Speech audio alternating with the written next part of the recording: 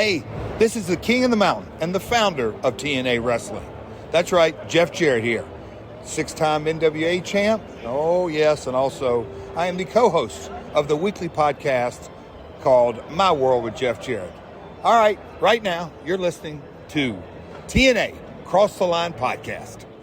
TNA Wrestling Cross the Line.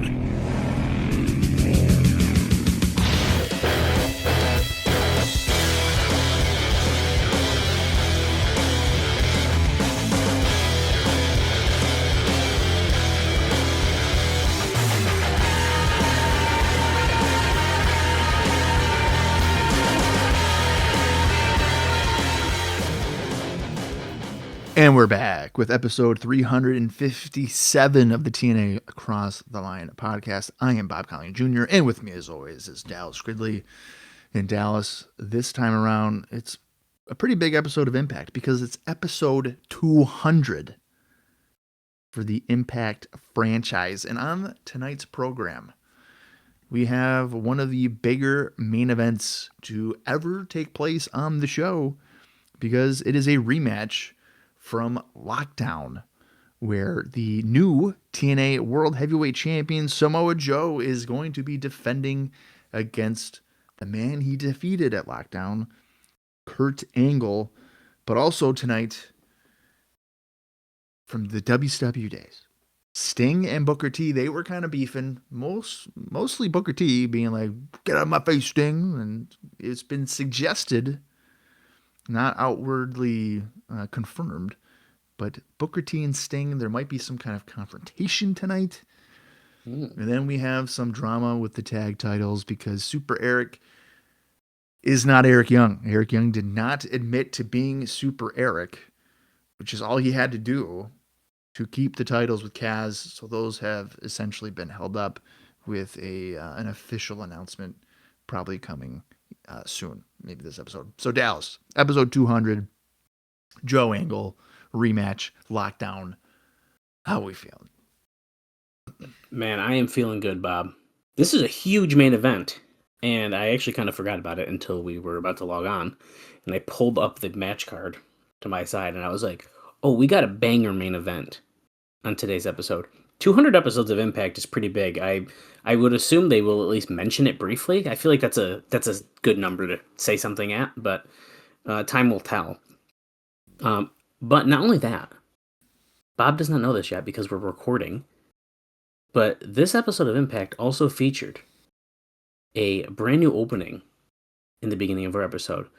That's right. Ain't he great? You guys already heard it, though. It's Jeff Jarrett. I showed Bob over a phone call after it happened, and I will be telling that story momentarily, but how freaking cool is it? Yeah, The so TNA it only cost Dallas $750 for that 15-second spot. Could you imagine I pulled out $700 bills? Double J. I need a favor. Yeah. No, it costed me a whopping $0. But I'm gonna hold down for us. So I think we mentioned it on the last episode because it was when we recorded last. It's been a couple weeks. Peek behind the curtain.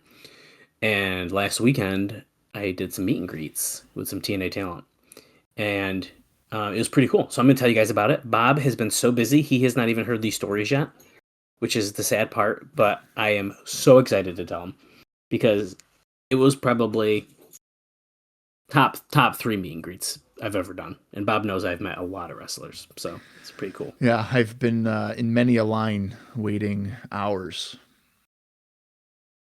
That's right. Hey, we got to get to the show 4 hours early. Well, this is why. Right. Well, first off, me and Bob went to a local independent promotion, One Up Wrestling, and I got my photo with Mr. Anderson, who is not in our timeline. I'm just mentioning it because it happened. And so I got a picture with him. And then also, the next day, shout out to my friend and promoter of One Up Wrestling, Derek, who came over with me and helped me get my really random Lockdown 2011 poster. I think it's 11. Yeah, Lockdown 2011 poster signed by Mr. Anderson. and he did not charge me for it. So shout out to him, and he signed it with a signature and then wrote, "Pro wrestling is real, people are fake." It's pretty freaking cool. And so now I have a reason to own this really random lockdown poster, which was everyone kept asking me, "Where did you get this poster?" And I said, I bought it in a pay-per-view poster lot on eBay probably about 10 years ago. That is a nice looking poster, I will say. It is really cool, and the signature looks really great on it. So Yes, that's it. It makes me very excited to have that in my collection. So he was nice to talk to.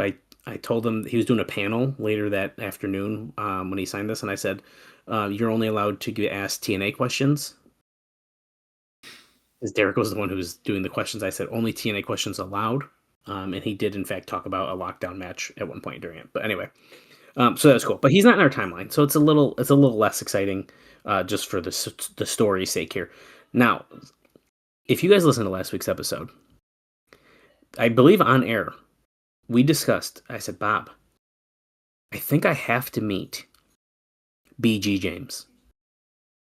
And if you guys have been listening to the show for any amount of time that BG James has been present on the show, we... Better part of almost 6 years. Right. We are not generally fans of him. The stuff on screen is not very great. It's like... it's just not translating, especially in 2008. Bob, when I tell you, this is okay. I have a confession. I'll just start with a confession. After last Sunday, I am officially a BG James fan.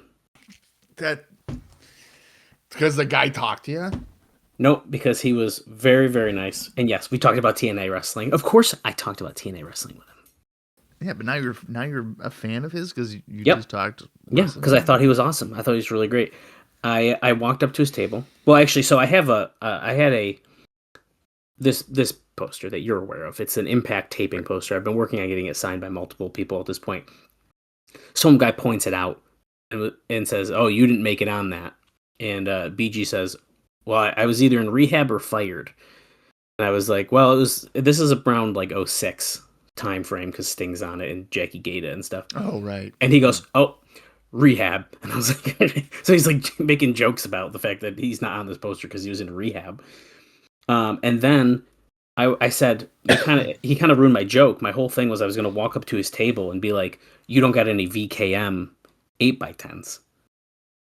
And so we started talking about that a little bit. And so I was telling him about the podcast and how I like to blow up his Twitter by tagging him all the time. And I said, "We just got to the feud between you and Kip, and you guys just fought at Lockdown." And he said, "He beat the hell out of me in that match." And so apparently Kip was going a little stiff on BG at Lockdown. Enough that he remember. Is he working you? I don't know, dude. Does he think that you're like a 15-year-old boy? Do I look 15? Do I look 15? Bit. But anyways, I was making jokes about VKM and the James Gang and stuff like that, and so we talked for a decent amount of time about his feud with Kip, which is hilarious. I was like, "Yeah, you guys there was no build; it was just these video packages." He goes, "Yeah," and I think he said that was like a Russo idea of like, you don't need anything else. This is like you already got the tension and all that. So then they just did these vignettes that we saw, the rough cuts, which we saw a lot on the show, but. Anyway, so I had to get a DX picture signed, which Bob probably already saw, but there it is for Bob's viewing pleasure. Oh, there you go. That's like 2000 Road Dogg. I thought it was the coolest picture he had. He had another one that was older, but I thought that was pretty sweet. So yes, I got that, and I told him next time I'm bringing a VKM 8x10, and I'm getting VKM to sign it because I didn't buy one. But anyway, so he was awesome. I definitely do not regret spending my money as Bob was trying to talk me out of it. I think that he was one of the coolest guys I've ever met, and it was really awesome. So big shout out to BG James. Now, the main event. Bob. Top 10 moments in my life happened last Sunday. Oh, boy. Jeff Jarrett sitting at the table next to BG James. And I'm like, what am I going to do? What am I going to say to fucking Jeff Jarrett?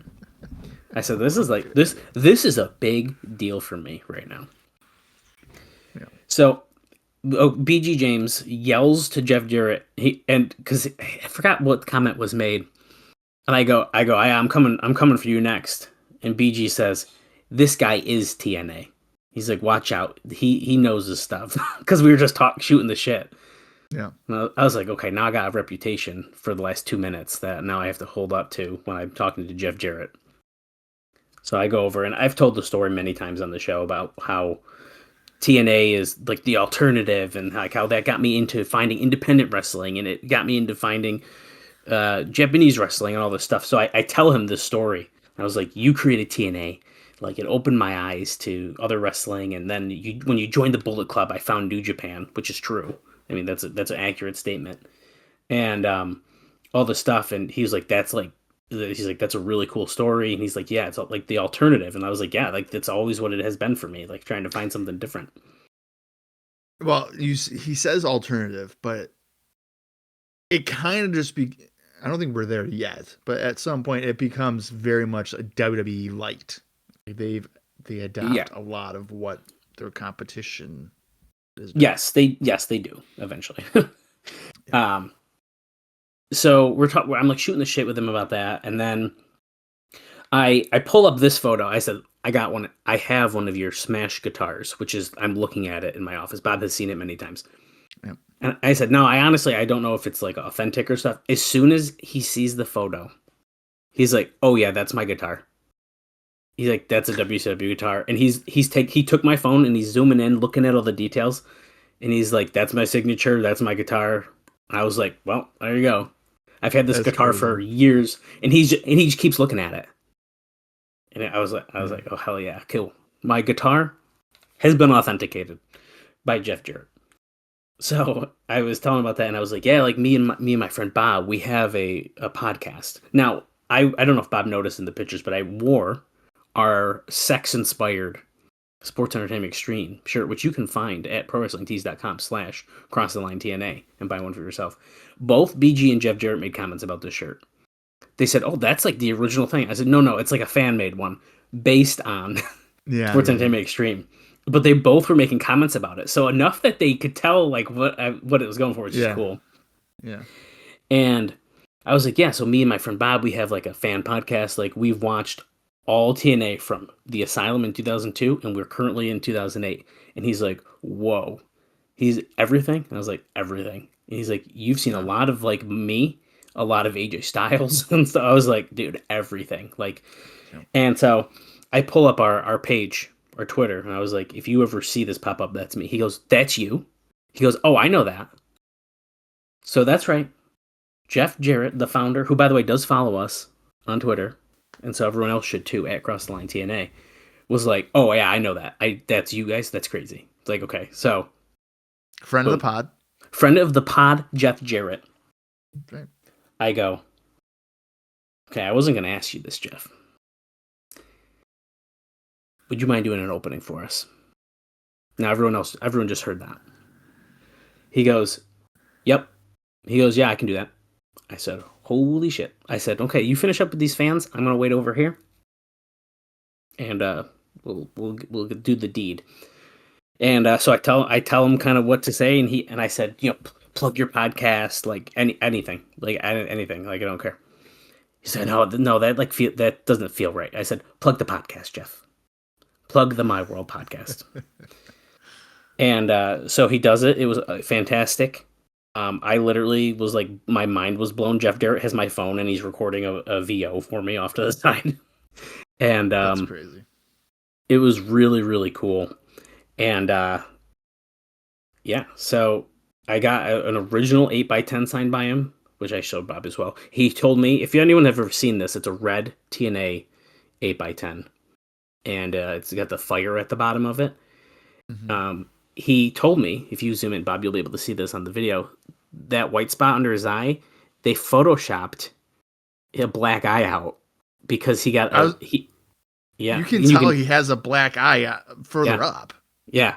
So they photoshopped it a little bit because he got a little shiner when he was in Puerto Rico the day before they did these pictures or something like that. That's hilarious. Yeah, it's pretty good.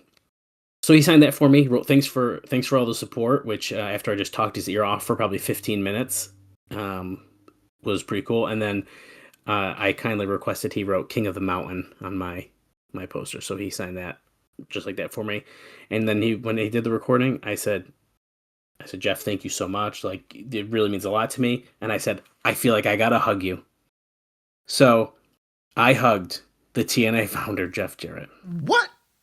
I did. I was overcome with emotion, happiness mostly, and I literally just could not believe what just transpired. So as soon as I got in the car, I called Bob, who was very grumpy at work, but I think I put a smile on his face when I told him what happened. I was stunned to hear an opening by Jeff Jarrett. Yeah, I mean, like, it's like pretty insane. And I wasn't.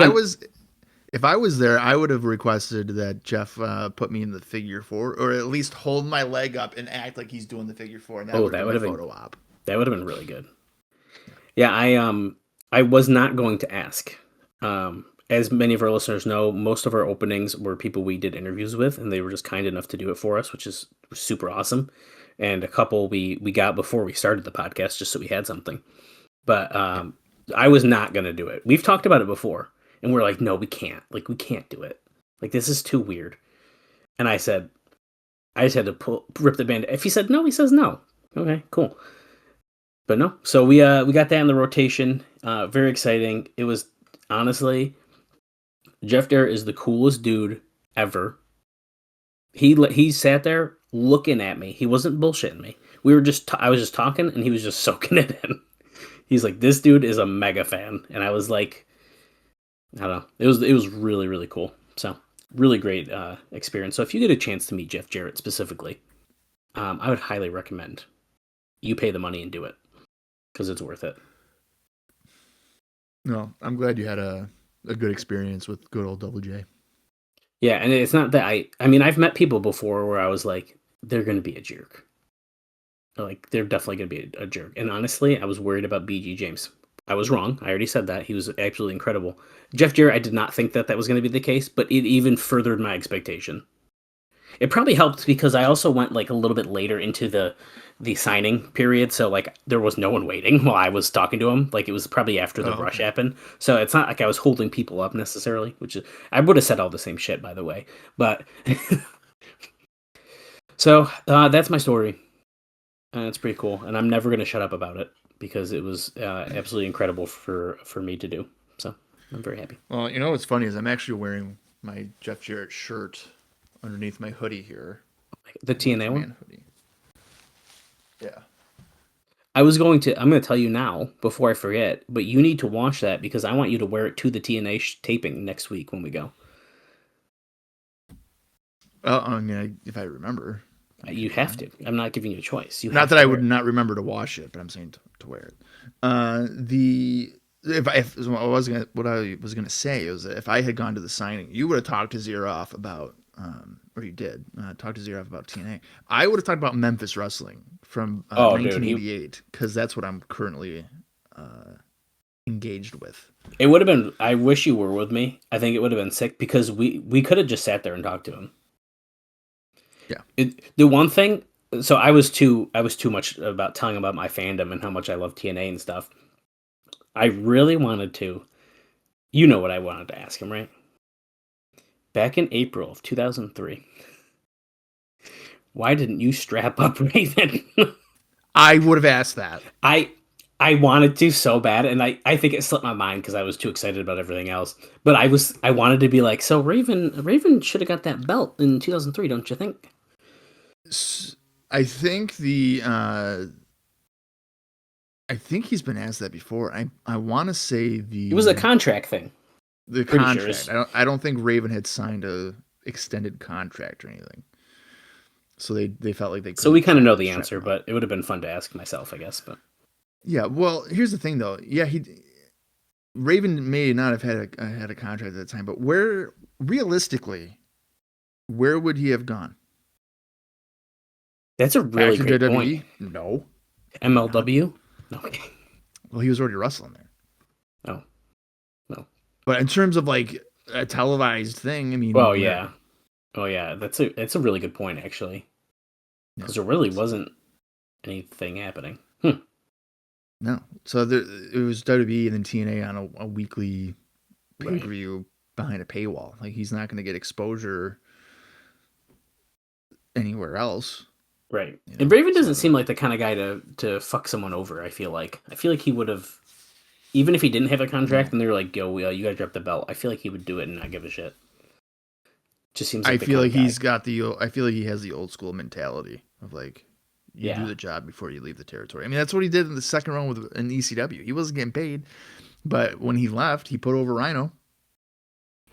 There you go. He went to WWF. So right.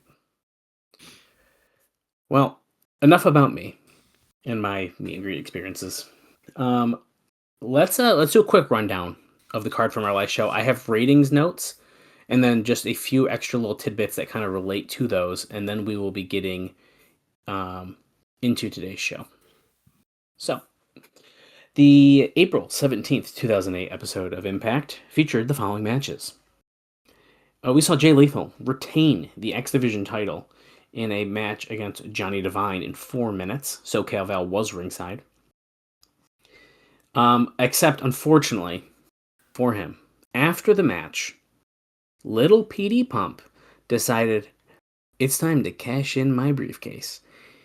And yes, Petey Williams then became the new X Division champion in about 15 seconds by beating Jay Lethal. So I actually thought it was a really good attack and like post-match. It was more of a post-match segment versus a match, but it was pretty well done, I thought. But that wasn't the only new champion that was crowned. And that is because, as Bob noted in the beginning of the show, Kaz and Super Era defeated AJ Styles and Tomko and LAX to win the tag team titles in 7 minutes before, I believe it was later in the show, being stripped. I don't think it was right after, was it? no, I think it was like 40 minutes later or something like that. Yeah, that sounds about right. And then after that, we saw Christian Cage and Rhino defeat Team 3D in 13 minutes. Then after that one, the Knockouts champion Awesome Kong retained against Roxy Laveau in 5 minutes. And then finally, in the main event, Booker T and Sting teamed up with BG James to defeat James Storm, Robert Roode, and Kip James in 9 minutes in a 6-man tag team match. So, this was the first episode after lockdown. You would think that we got a new champion. We're going to be popping some big-ass ratings. Well, you would be wrong, because on the April 17th episode of Impact, we did a 1.0 rating and 1.3 million viewers, so it's actually slightly down compared to what they've been doing. The show did a 0.78 in males 18 to 34 and a 0.76 in males 35 to 49. Now, I do have our segment breakdown as well, which is always very exciting. And it goes as the following here. The beatdown of Christian and Rhino and the Jay Lethal Divine match lost 156,000 viewers. So really, almost off the bat, which is probably just that's the people tuning out from CSI before, honestly. Yeah. Then you had PD defeating Lethal and the Matt Morgan promo. That gained 26,000 viewers. AJ and Tomko, Super Eric, Kaz, and LAX match gained 78,000 viewers. Team 3D and Christian and Rhino's tag team match gained 104,000 viewers. Jim Cornette in the ring with Styles, Tomko, Super Eric, Kaz over the tag team titles gained 117,000 viewers to its peak of a 1.13 rating. Awesome Kong and Roxy Laveau lost 39,000 viewers, so this week we didn't see that the woman had the high period of the show. And then that main event 6-man match lost 143,000 viewers and did a 0.99 rating. So pretty interesting to see that breakdown. I like the idea that like 78,000 people were like, "Oh, I'm gonna turn it on right now," just at the same time. Like, this is the time to do it.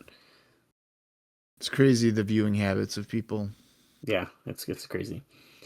I know before we also discussed how TNA was destroying WWE in ratings, I believe, in Australia.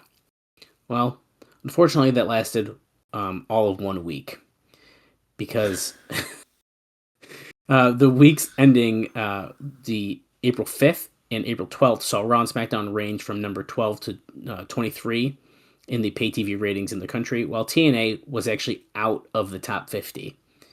For the week ending on April 19th, it was closer with SmackDown number 46 and Raw 48, with Impact number 64.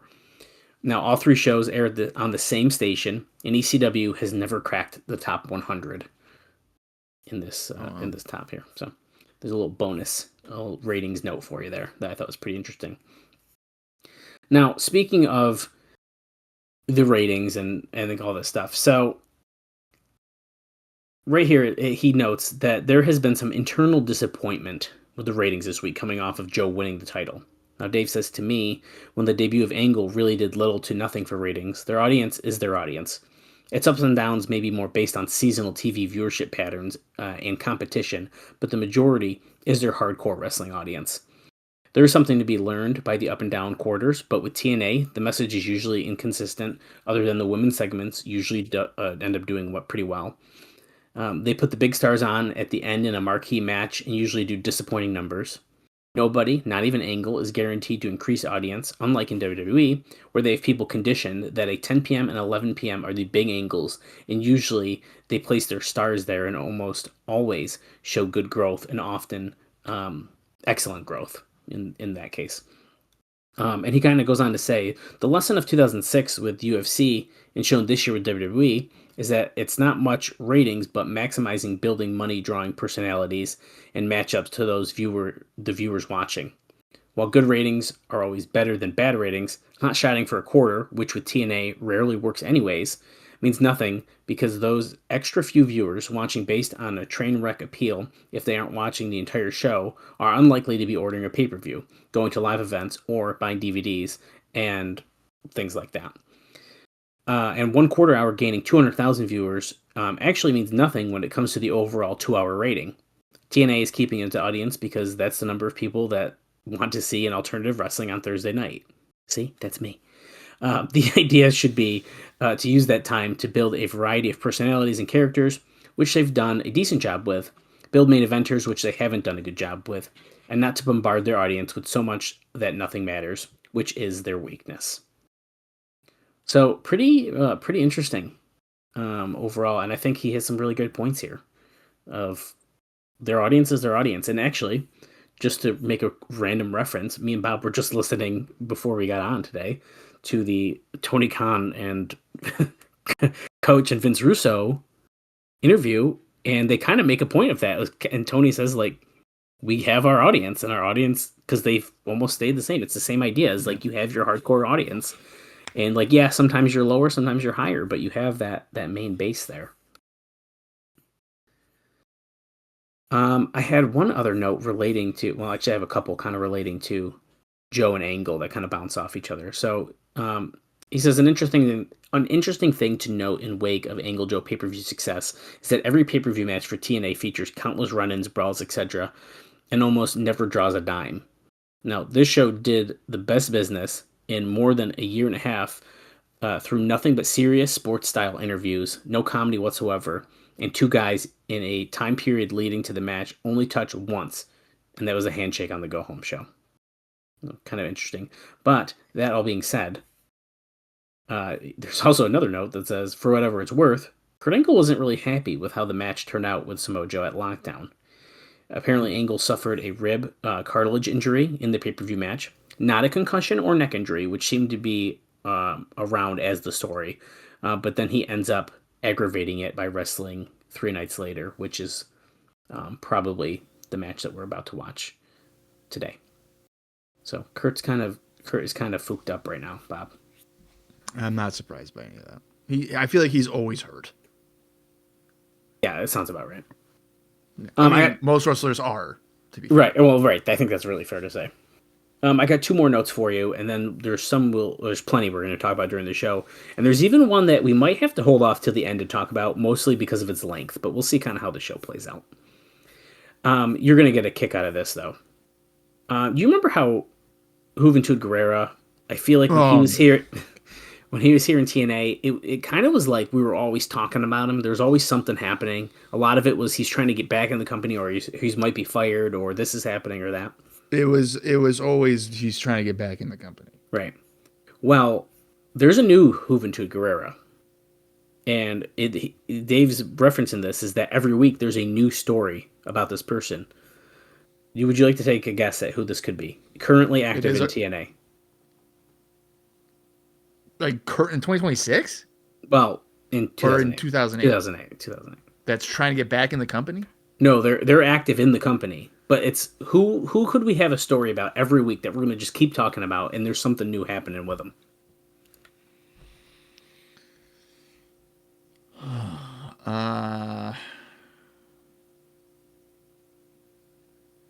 Every week there's something new going on with them. There's Johnny Fairplay, but he's not in the company. Right. So it's a rustler. Yep. Hang on a minute. I'm gonna need. Have we seen him recently? We've seen them recently. Oh, it's a double, so it's two people. Well, so it's I'm trying not to gender it and give it away. Hint. So is it it's a girl. Is it a male? It's a girl. Yeah. Makes it a little easier, I feel like. It's Raka Khan. Yeah, it's Raka Khan. Okay. So he says they cut her slack because she's so new to the business.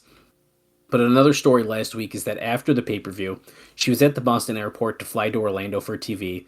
She called Bob Ryder, who handles travel, saying that they didn't have her ticket. No, Ryder knew that they did. Anyway, when she was dropped off at the sign at the airport that just read JetBlue and AirTram, she thought that JetBlue, the airline she was trying to fly back on, and AirTram were one and the same. So she went to the AirTram counter and got all frustrated when they didn't have a ticket for her. So she didn't know what her flight was. Oh my God. Yeah. Okay. So that was just a little funny. That was just a funny little thing that I wanted to share before because I thought it would make you laugh.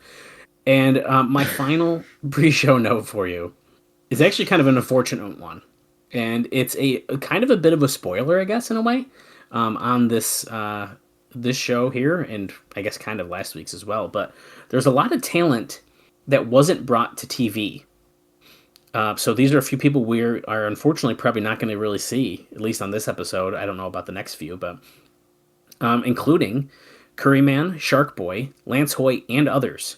And this was just a financial thing. The cost of flying people from their home destinations to Boston and then to Orlando and then back home was considered too expensive as compared with a simple round-trip ticket from or to Boston.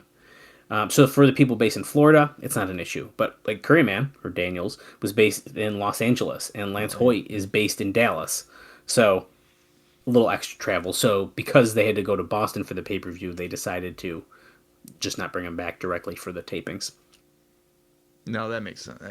That makes sense. Why have them just there to do nothing? Yeah, financially, I get why they would do that. So, yeah. Okay. That wraps up pre-show notes. Like I said, we have plenty we're going to talk about during the show, including someone who may be coming in to the company, someone who got a tryout. I could keep teasing, but that's just a couple things. We're going to talk about Kevin Nash at WrestleMania. What? He was at WrestleMania? Yeah, he wasn't supposed to be, but we'll talk about it more. But he's a draw, dude. He's drawing money, so he can do whatever he wants. It's essentially it. That's pretty much what's going on. All right, so let's get into it, guys. It is the April 24th, 2008 edition of TNA Impact. The approximate runtime, at least on our version, is an hour 28, 57 seconds, which probably, there might be some commercials in this. I don't know. That seems kind of long.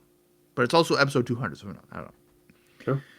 I'm going to count down from 3, and when I say play, that is when we're going to start the show. Of course, if you want to watch along with us, TNA Plus, your own personal collection, that does the trick. So here we go. 3, 2, 1, play. And now I'm going to jet off real quick because my blood pressure medicine is making me pee a lot.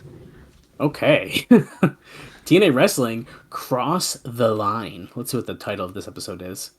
Oh, it doesn't matter because Lauren, I think it's Lauren, is back with Matt Morgan. Oh, there's Kip James. Oh my God, Matt Morgan just attacked Kip James. Oh shit, he's throwing him against the walls and a door. Yeah, it's Lauren. He just confirmed it. Look, he lines him up. Boom. Boot to the face. He's beating down on the legend, Kip James.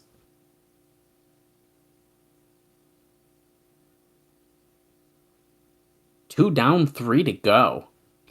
So it sounds like he's not playing games tonight from what we heard. And now we are going to see our highlights from last week. 3 title bouts. Awesome reign continues.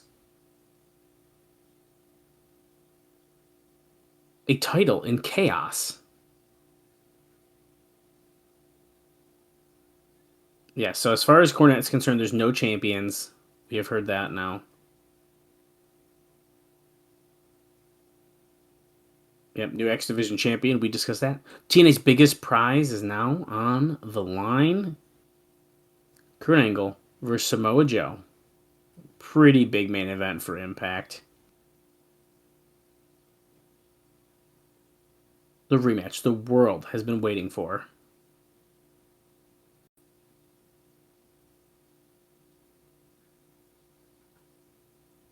Two hours of total non-stop action begins now. What are you willing to sacrifice? That is the name of the episode that we're watching today at Impact 200. It's a big one. For many reasons. It's very exciting. And we're doing our normal Impact intro now. The breaking glass and all that. I don't think this has been updated in a little bit, but that's okay. It's a pretty cool intro. I love it. You guys hear the music in the beginning of our episodes. It's a little mashup with a Barry Scott voiceover, and of course all of our favorites doing a little intro for us. So now we're just repeating the same things we just saw in the intro. TNA World Championship. I wonder if they do. So we're like 2.5 minutes in. I wonder if they repeat it, essentially because if you're tuning in a couple minutes late, you might have just missed that intro. Like Bob, he had to run to the bathroom. Can you dig it? Sucker! Booker T coming out here to start us off. See me wrestling right away? Well, he's in his gear, but he's got a microphone. No Charmel intel.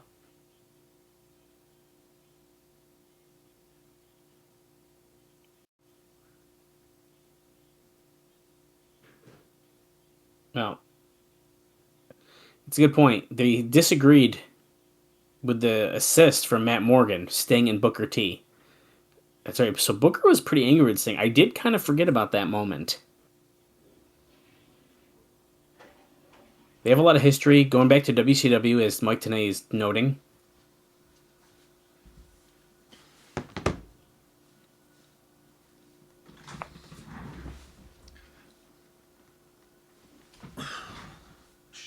Yes, so Tenay is mentioning the tension that that Booker has had with Robert Roode. Okay, Booker's got the mic. Let's see what he's got to say. What I missed, video package? Yeah, Booker just walked out. Yeah, so you... Well, okay, you did miss one thing. I just remembered. Which is funny, I forgot from 2 minutes ago. But Matt Morgan is on a rampage tonight. He attacked Kip James in the back and basically said that's 1 out of 4. Or 1 down, 3 to go, I think he said. So he's on a mission there. Booker barely gets to speak. And then here comes the Icon.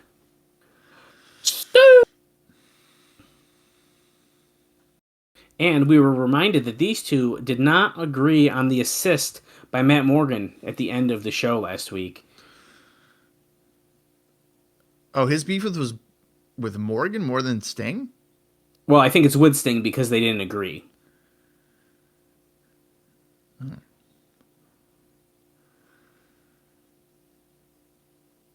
We never expected these two individuals to come face to face. Sting with the Sting Affliction t-shirt from 2008.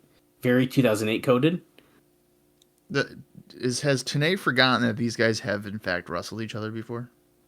Yeah, but this day and age, like, we know they've had the history in WCW. He did note that, but we're nervous and we don't know what's going to happen here in TNA. This is a different landscape. It's been 6 or 7 years since they've seen each other, and this is the first time we're seeing it right now. Even though they were in the ring together last week. Booker wants to get a few things off his chest. The first thing he wants to say is, Sting, you and I We go a long way back. Been a lot of wars together. Potentially any war games. I don't know. Bob, you'll have to confirm. They were on opposing sides of a War Games. Oh. Fall Brawl 1993, one of the worst ones ever. So if you want to watch that. Why was that one so bad? What was wrong with it? It's the one, actually, I think Booker is the one that submits to Shockmaster in a bear hug. Oh, that's the Shockmaster one. Yeah. Oh. Okay. Yeah. Say less. It's also, I think, the only War Games that Booker was in. Really? Yeah. In 93? That's blowing my mind right now. 93 was the team of Harlem Heat, which would be Kane and Cole, but it's Stevie Ray, Booker T, Sid, and Vader against Sting, Dustin Rhodes, Bulldog, and Shockmaster. Jesus. Yeah. The heel team was kind of loaded there, huh? Well, no. Obviously, your sarcasm there is oozing because it's one of the weaker ones. Harlem Heat had been there for maybe a month and a half, and they were thrown into the War Games. Well, I guess in hindsight. Yeah, but Vader and Sid? At the time, yeah, it was very weak. Well, James Storm and Robert Roode came out here with Jacqueline, and he's talking some shit.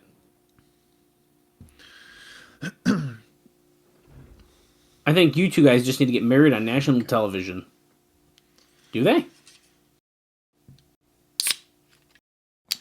Your face paint is perfect. It's ready for showtime. You know what? I thought because it's... James Storm just said, your weave has never looked better. To Booker. That's fucked up. I thought that he was making the face paint joke with the white. I thought he was making a cum joke for a second. Oh my god. And it was not. Nope, it was not. Even close. Oh boy. Bob's got a high noon, guys. We're partying for episode 200 of Impact. Yeah, we're going big, baby. Pineapple? Yeah. Pineapple's my go-to. Thought so. And I'm not allowed to bring this to your house, right? We don't generally have those kind of beverages at my home. Yeah, but if I bring it. I mean, do what you want to do, I guess.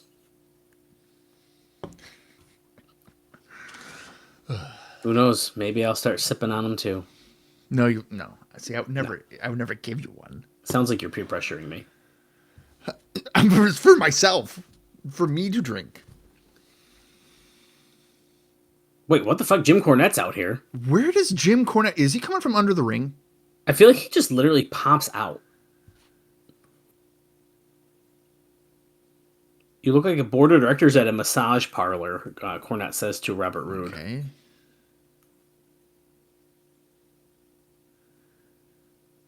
Now Cornette's entering the ring because he's got to get that rub next to Sting and Booker.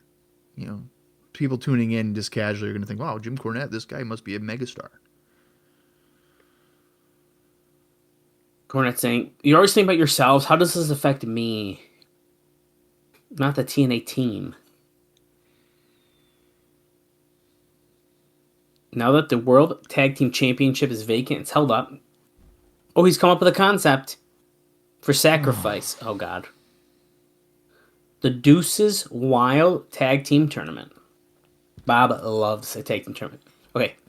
It's simple. We're taking over the next 2 weeks. 8 TNA teams. 4 tag team matches. The winners of those 4 matches are they're going to go with Sacrifice. But this is where it gets more interesting. Because the night of Sacrifice, we're going to take 8 singles wrestlers, such as yourselves, and we're going to put them together for 4 more tag teams. Bullshit. Bullshit. They are going to be. What in the world? This is ridiculous. Dallas has vanished. Yeah, hold on. I was instructed to. Oh, okay. I get it. Because the waitress is probably topless or some bullshit. No, unfortunately, not. No. Okay, so we have this very confusing Deuces Wild situation. This is No, actually this is pretty simple. There's going to be 4 tag teams that are truly together, and there's going to be 4 tag teams consisting of singles wrestlers who will not know who their partner is. Now, I'm willing to bet my life yeah, that but Sting and Booker T will be teaming, and James Storm and Robert Roode will be teaming. why would you say that? Well, because Robert they're Roode- fighting tonight already. They're literally fighting tonight. Look at that. What the fuck? Oh my god. So I guess hearing it, it is not as bad as I was reading it in the Observer, because I knew this was coming because of doing the notes. And I feel like when you read it without hearing it, it almost sounds more confusing. yeah. JB's with AJ here, but let me try to just spitfire this quick. So Dave says that literally nobody could explain the tag team tournament as it was set up originally. In all seriousness, if they did a reality show on TNA booking meetings and they encouraged people in the company to say what they really think in the production meetings when ideas are discussed, it would be better than most shows on television. So Don West was at the meeting and just blurted out that he just didn't get it. So it's been simplified. So apparently we have heard the simplified version now. Now, they start with the 8 regular teams, as we heard, 4 advance to the pay-per-view, so it'll be 4 teams qualifying as of the pay-per-view. Now, instead of making sense and doing 4-team one-night tournament, at that point, they're going to add 8 singles wrestlers. This is what we just heard. So this isn't bad now that I've heard this and understand it.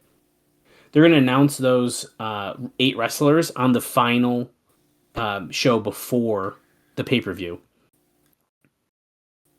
Wait a minute. So who's qualifying? So Robert Roode and Storm against Sting and Booker is a qualifying? I don't know if that one is yet. I think the next 2 episodes are going to be the qualifying matches. Oh, the 1st and the 8th? Yes. If the know what dates are right. sacrifice is. Yeah, no, I think you're right. So, anyways, this being said, some of these people, as we just heard, they're not going to know who their partners are until the pay-per-view. So how exciting is that? Now, an interesting note. Oh, so here's a qualifying match right here. Oh, okay. Well, there's an interesting note about this, and as Rellik is about to be coming out, one of our favorites. That's killer spelled backwards. There's someone who's not in the tournament, and that would be former tag team champion Tomko. Now you're probably wondering, why is that?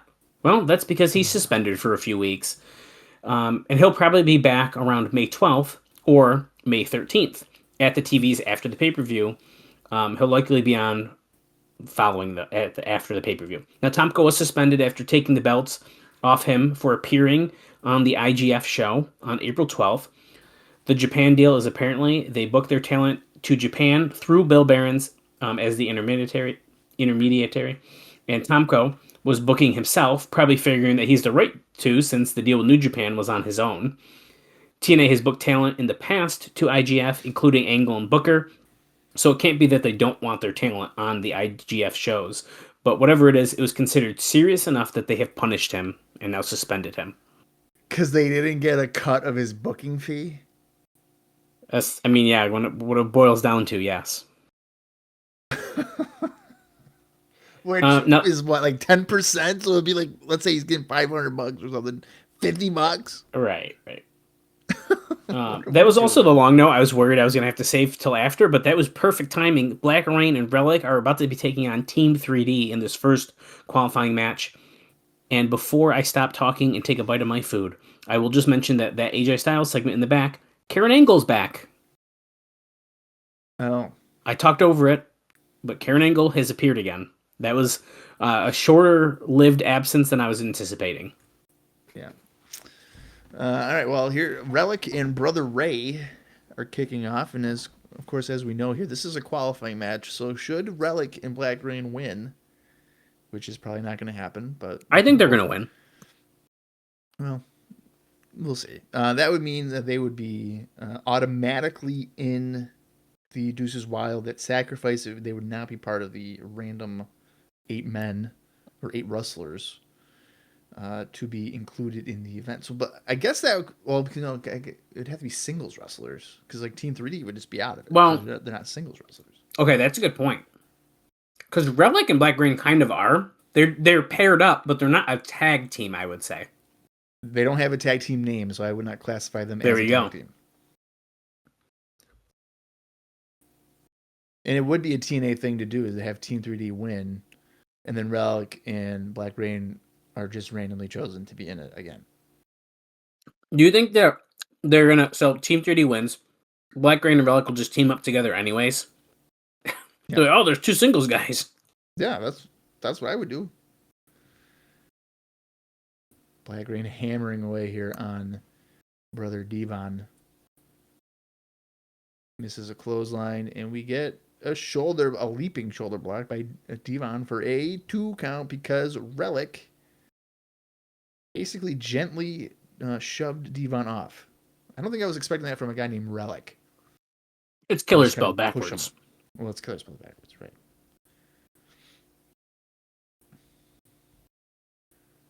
Look at Brother Ray laying in the punches here, dude. And suck my wiener, or whatever he says. Oh, Team 3D almost ran into each other.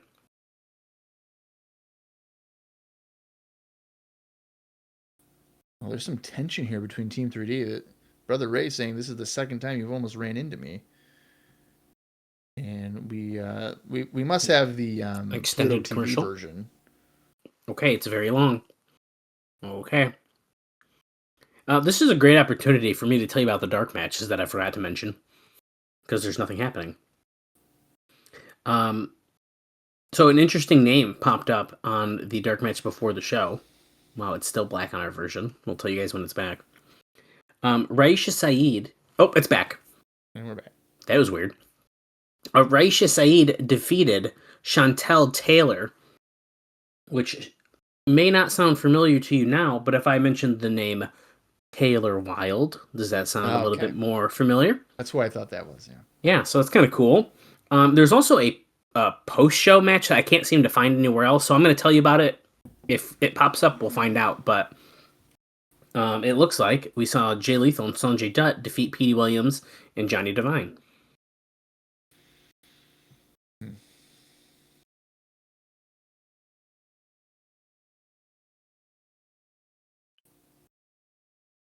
It's do or die in the Deuces Wild Tournament. Oh, the second qualifying. Oh, Motor City Machine Guns against Rhino and Christian Cage. So apparently they count as a team. There's no what? That makes no sense. That makes no fucking sense. That Rhino and Christian Cage are considered a tag team. That is not what they are at all. They're established, dude. That's crazy. That's crazy. Superplex by Devon. Both men are out. You know, that's kind of insulting for TNA to be like, Christian and Rhino have tagged like once or twice. They're solidified as a tag team. That's for sure what's going on. That's incredible. I actually have since we're just talking about dark matches, might as well just tell you this. If you remember last week, Michael Judas got a tryout match in the dark match that we discussed. And if you forgot, I could understand why. But apparently it was a tryout. No decision has been made whether they want to sign him or not. Now, I didn't know until I looked it up. Michael Judas also is a name that would be familiar if you knew him as Murphy. Oh my God, that's not for years. Correct. It is out of our time. Gunner and Murphy? Yeah, it's that guy. Oh my God. I even forgot about him. I had to look his picture up. I was like, who is this? I know the name, but I don't know who he is. Referee, I don't think he messed up intentionally, but that was pretty dang close. It's nice to know that Murphy's tryout got him a job about 3.5 years later. It's 2010, so it's like less than 2. It's 2010? Yeah. Oh, I thought it was later than that. Oh, Rellik Oh my helping avoid the what's up there for Black Reign. What do they actually call that move? The what's up. I don't know if they do.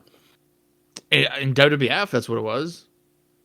They were going for the what's up. They've never called it in TNA, I think, ever. They're just like, he's going up. Right.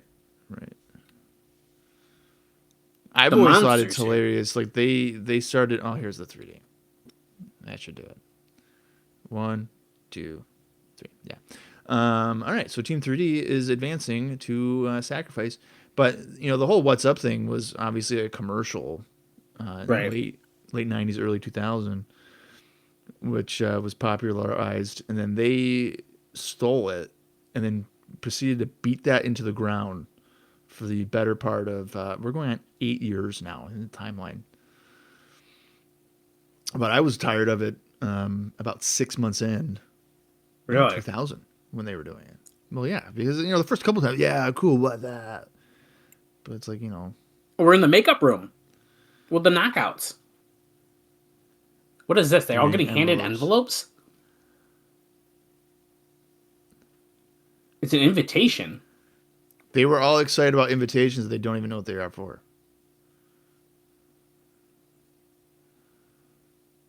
Oh, Christy says, hopefully they're inviting you all to our concert. What was that?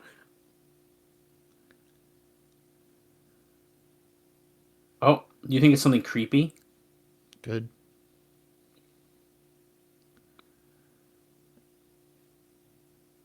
I'll take Greasy over Skanky, ODB says.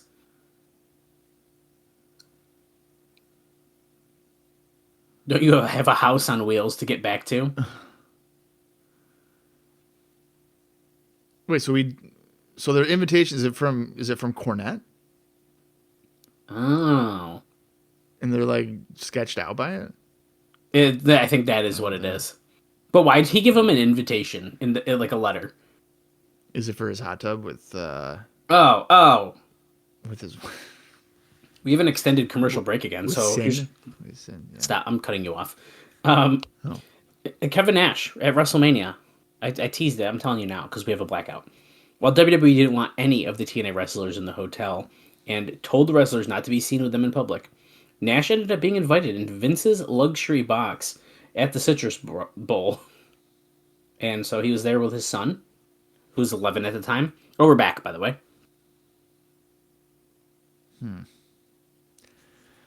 So Nash was invited to Vince's suite. Yep. JB is in the back with Kurt Angle.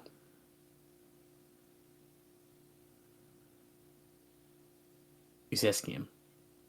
Well, Kurt Angle asked himself, this might be your last shot at Joe. What do you think? Kurt Angle just said he never loses to the same man twice. I don't think that's accurate. Ooh. That's a good stat. Maybe he means like consecutively. But even then, I don't know if that's accurate. Oh, he just called him Rick Steiner. Oh.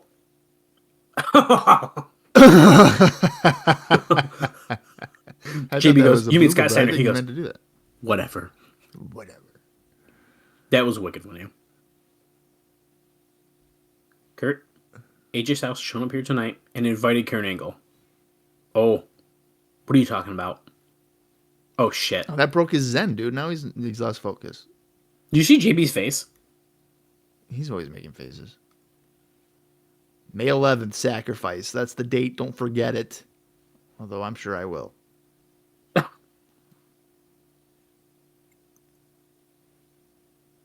Wife Karen? Exactly is that. A distraction.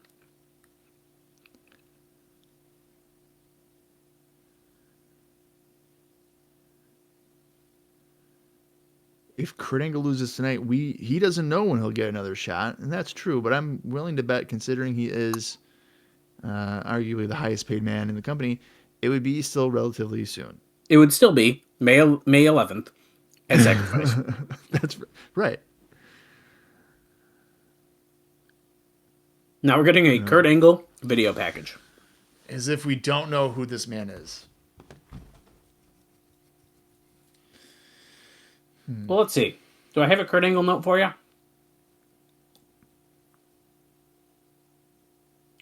Yeah, but I was going to tell you it during their match. So you're going to have to wait.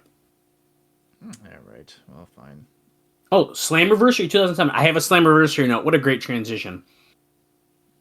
Slammiversary, which features the annual King of the Mountain match, takes place on June 8th in the DeSoto Coliseum just outside of Memphis. Memphis has been the company's strongest TV rating market, which is more because of Memphis has always been every company's strongest TV ratings market that gets on TV there since the beginning of time.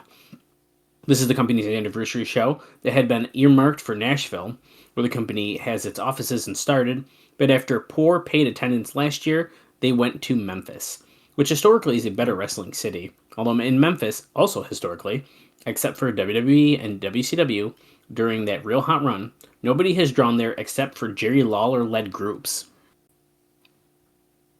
From Memphis? Yeah.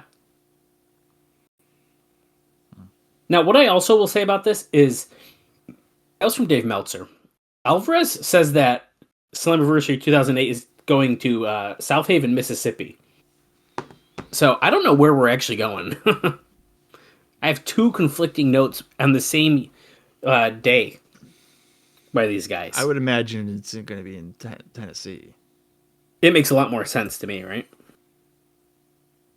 Yeah, South Haven, Mississippi. There's no way. That.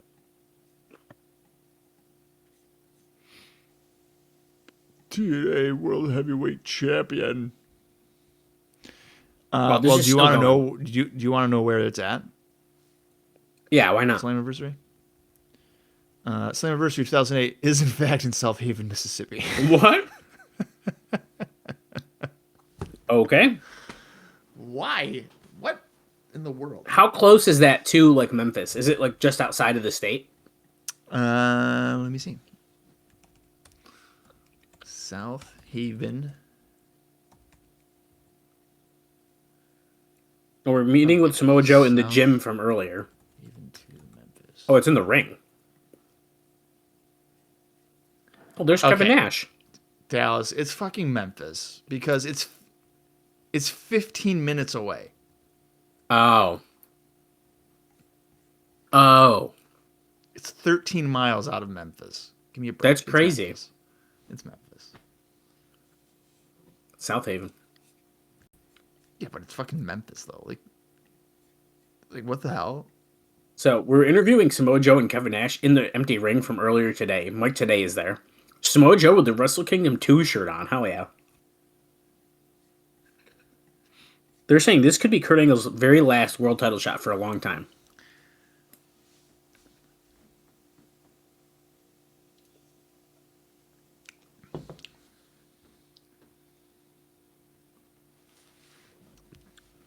So he's going to get through Kurt Angle, and then he's going to get to Steiner at Sacrifice. Still to come. The Samoa's Submission Machine, Samoa Joe. He's defending it tonight against the Olympic gold medalist. But up next, the Moore City Machine Guns against Rhino and Christian Cage. A team that has teamed exactly 2 times. One time, this is no, dude. They are a. What did they say the word was? Solidified. Yeah, they're solidified as a team, and we're getting another blackout. This is why our episode is 3 minutes longer, because we have long commercials. It must be because of this must have aired on Pluto TV or something.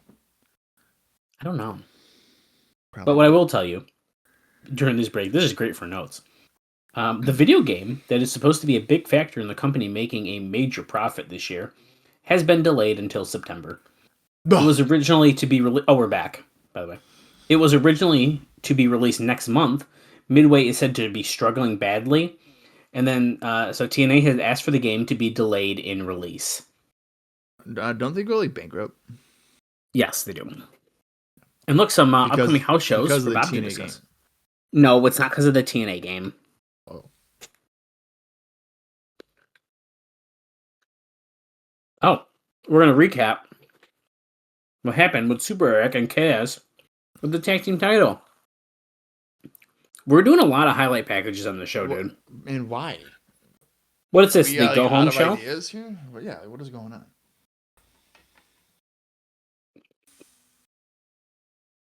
Yeah, I don't know. This is just a tag team title match from last week. Why do we need a highlight about this? Eric Young tells it you're Super Eric. I can't do that. Okay, well, when you're stripped.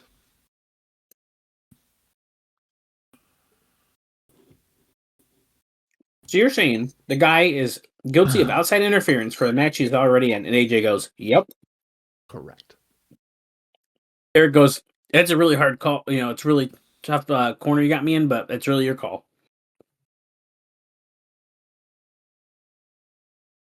He says, "Who interfered?" You. It's so silly.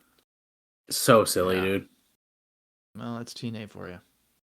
This is like when they put Mr. America on the thing and they're like, "You, are you Hulk Hogan?" No. Well, you know. Wait, what was the example you just said? Mr. America.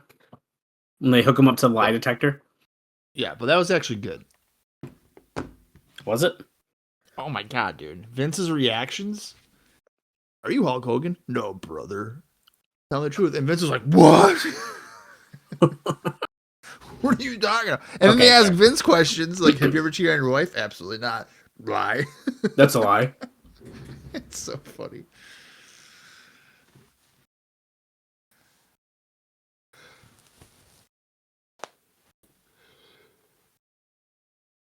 Kazarian is oozing 2008 right now. That sick ass affliction shirt. Love it. Eric was just playing hacky sack in the parking lot. Yeah, he was. Look at the hat. Oh, he just busted his asshole. He said. Does that mean we're not partners anymore? Lucky for you, I can't stay mad at you, man. I thought he was going to say, I can't quit you. I can't quit. I can't quit you, Eric Young.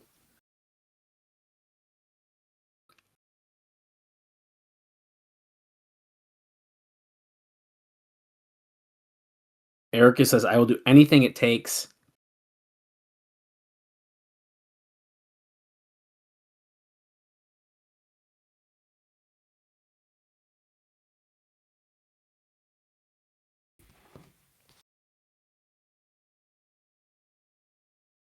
Eric, please. I'm going to call him on the Super Eric phone, and I'm going to tell him to stay away from the impact zone. Kaz is going to turn on this guy. Yeah, I definitely am expecting that. Oh my god! Deuces Wild Tag Team Tournament qualifying match. It's Rhino and Christian Cage. Bob loves tag team title tournaments. That is a hard no. I don't. Loves. Well, speaking of tournaments, though, Bob, there's another one that's supposed to be coming up here soon, and that is the X Division World Cup. But, lucky for you, it's actually been pushed back, because originally it was going to be on this month, but it's been pushed back to start in June and ending on the July pay-per-view. Which I believe should be... June and ends in July. July should be Hard Justice, maybe, right? Victory Road. Victory Road. Or and no then surrender, it's Hard Justice. Whichever one it is. Hard Justice is in August. Hard Justice is August, guys. That's right. And then what is September? Wait, July? September is No Surrender. July is what? Victory Road. Victory Road. That's correct. Yeah. That's right. Victory Road, Hard Justice, No Surrender, Bound for Glory. Genesis. Well, yes and no. November is Genesis. Don't they switch? They switch it, though. Eventually. Yeah, in 2009. Okay. So then 2008 November would be... Genesis. No, this is the year they do that, where it's like Turning Point, right? And then And then December's turn- final resolution. Yes. Because we have Yes. 2 final resolutions. Yeah. Yeah. And I don't So think they're that's going to where they even get you. acknowledge it. There just happens to be 2 of them. This is where they get you. I'll tell you what, Bob, we are, thanks to these long commercial breaks, we've been flying through our notes today, which is very exciting for me. You've been flying through your notes? Is that what you're saying? Yeah, dude, because of these long commercial breaks, and we've had some good moments. We are 36 minutes and 13 seconds into this show. We still have a long time. We have 52 minutes, 36 seconds remaining in today's show. I'm having a blast.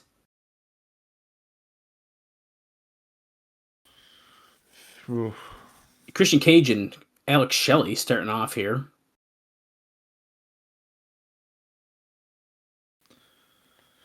Do. Look at Shelley getting the upper hand on the former world champion. You know, Oh. would it be crazy if I told you that I enjoy 1984 WWF more than I do That's 2008? You're lying. You're literally lying. Am I? So I just made the reference about him being a former world champion. That reminds me of another funny thing that happened when I was talking to Jeff Jarrett when he was going to do our intro. He goes, "I'm a 6-time world champion, right?" I was like, doesn't even know. do not put me on the spot with that." I literally was like, "Where's Bob?" I wouldn't have known that. I mean, is he counting his WCW stuff? We were talking NWA. It's Oh, 6. Okay. It is 6. NWA. Here, let's see. Okay, so he wins it in 2002. Nice crossbody by Shelley, but Cage rolled through, went for the cover, and able to kick out quickly. These guys are working together pretty good. Loses it to AJ. He wins it back. 2, 3, 4. Eggs in Rhino, the man beast. Yeah, I think that's pretty close because I'm thinking 2002 he beat Killings. Yeah. He loses it and then he regains it in October of 03. Then he loses it in like a week before King of the Mountain 04, but he wins it back, so that's 3. Then he holds it for a while. He holds it for a really long time. He loses it to AJ at Hard Justice 05, right? So then he regains it at because Raven wins it at King of the Mountain. So then he regains it in Canada, so that's 4. Yeah. I think that's the one that kind of Rhino probably at Bound for Glory, that's 5. And then he regains it, so that's 5. Yep. And then he holds it all the way through.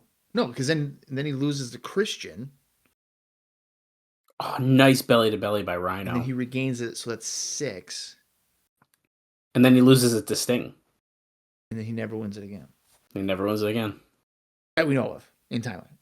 Oh, So yeah. Yeah, he could. I don't think he gets a shot again, though, to be honest with you. I don't know if he does in a singles capacity, but I think he does. Oh, okay. I see. Okay. Yeah. Shelley spin kicks Christian Cage outside the ring. He looks like he's going for a dive.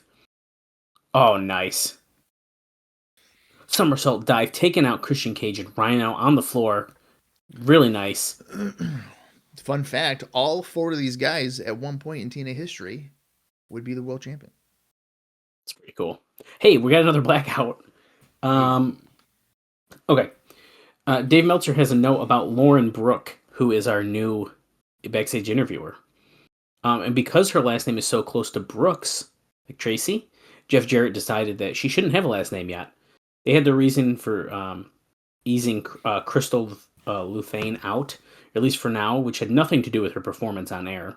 Oh, and we're back from commercial.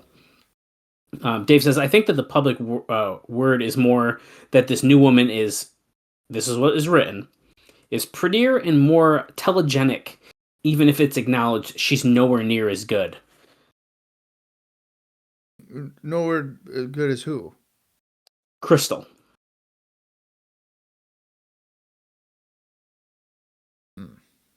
I started to really like Crystal. It took a while to warm up, but I think she ended up doing really good.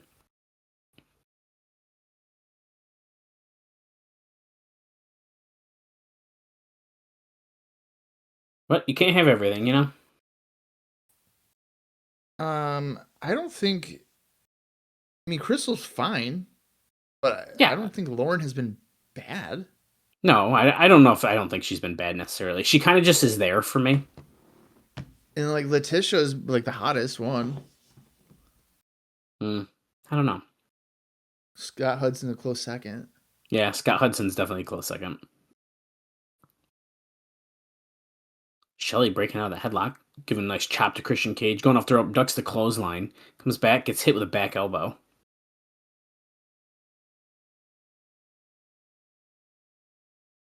Slick Johnson with the 2 count. Wearing shorts.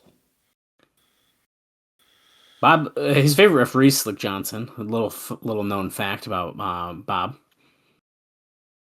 No, actually, my favorite referee is an old man that would do like Madison Square Garden shows in the late 80s because he'd always fuck up.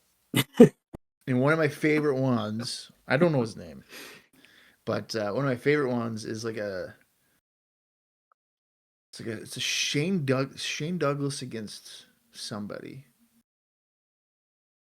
I think it's like a older guy, but like he fucks up the finish, and like Douglas just looks at him like, what are you doing? And then he That's like wicked has to funny. do the move again. It's pretty good. Christian Cage gets a 2 count again on Shelly. Oh wait, who was the one ref that we saw? I think it's been on this pod where he didn't even go down for the count. Like he was just like 1, 2. He was a heavier guy. Oh, I feel like I know what you're talking about. And I can't think about it. I can't remember where it was. Yeah, I don't know. But he would not drop down for the count. He just stand. Alex Shelley? Like 1, 2. Sliced bread. Number 2. Is it number 2 in the corner? Well, what's 3? What's 1? I don't even know what number 1 is. Is number 1 just standing? I don't know. I think they're all just sliced bread number 2. Oh, you know what? Maybe the difference is Spanky would do like a flip. Like a borderline moonsault. Yeah. As he's doing the move. And it's something I don't know if necessarily a lot of people do a full like moonsault. They kind of go to the side. I don't know. Springboard clothesline by Chris Sabin covering on Christian Cage. Nope, ain't gonna go down that easy. Now here's the thing. In my Booker mind right here, the Guns should win this match. Because they're a tag team. Because they're a tag team. Well, so is Christian and Rhino. No, they're not. They're singles wrestlers who should then be thrown in randomly.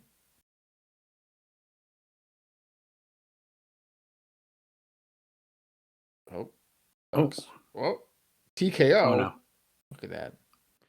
Oh my god, lifting DDT on Saving by Cage. 1, 2. Oh my god. I think that was 3, but That looked like that was a nice looking DDT. Yeah, what I will say is I feel like so far not bad qualifying matches here to get this tournament off to a start. Well, this match has been good. Sabin gets a near fall. Team 3D. The Team 3D one was good. But You liked Rellik a lot, so I like Johnny the Bull. I like Johnny the Bull a lot. I don't like Rellik. Really. I also like Stamboli. You like who? Johnny Stamboli. Oh, I thought you said that already. Oh, the Bull. Okay. The Bull. Christian just missed the frog I splash. lost $4 per stock today. That's not good. That's not good. You got to start betting again. Oh no, the unprettier. 2. He got it. Shit. Over. Christian Cage and Rhino move on in the Deuces Wild Tournament. Oh, Jesus Christ. Oh, Bob's. Oh, what is he listening to? Sports? Yeah, it's a Mets highlight. Oh. I know. I Look, the wasn't knockouts, they're coming into the Impact Zone with their invitation. They should be grateful they're getting invites. Why are they mad about getting invited to something? Well, because it's creepy. Oh, we're on another break. They don't Okay. even know what the context of the invite is. How could it be creepy? They don't even know. Give the guy a shot. Okay, here's something random. Oh, we just saw Christian, so it works. Christopher Daniels and Christian both worked in Germany on April 19th. Daniels lost in the main event to a local wrestler named Michael Kavik, while Christian Cage put over Joey Legend, who now works full-time based in Europe. And we're back, by the way, from the commercial. But Joey Legend, for longtime listeners, he was around in the Asylum. Had a very big falling out with Jarrett in some interviews that you've reported on. Yep. Here come all the knockouts. They're all very excited. Gail Kim, ODB, Roxy Laveau. Gail's boobs are looking way big. Did she get a boob job? Who? Gail? I don't know. I don't think so. Raka Khan. Raka Khan's making me nervous. She feels like she's about to roll her ankle real bad. Salinas in the ring. The Velvet Sky and Angelina Love. Christy Hemme, Jacqueline. Yeah, Tracy you gotta Brooks. go on Twitter and ask Gail Kim if she got a boob job. I'm not. Nope.